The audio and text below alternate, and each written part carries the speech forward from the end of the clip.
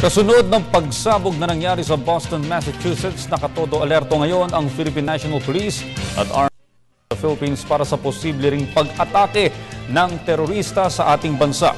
Para sa detalye, balitaan mo kami, Ruby Cerezo. Marami ang nagkondena sa nangyaring pambobomba sa Boston, Massachusetts habang nagsasagawa ng marathon sa nasabing lugar. Wala mang naiulat na Pilipino na nasaktan sa naturang insidente, iniutos naman ng pamahalaan na lalong doblehin ang paghahanda ng AFP at PNP sa posibleng pag-atake ng terorista sa ating bansa. Bagamat sa kasalukuyan ay wala pang bantang terrorist attack, minabuti na nilang i-monitor at palawigin ang kanilang intelligence operations upang matiyak ang seguridad ng publiko. Kabilang sa mahigpit na minomonitor ang Abu Sayyaf Group, New People's Army at ang Gemma Islamaya na nagtatago sa rehiyon ng Mindanao.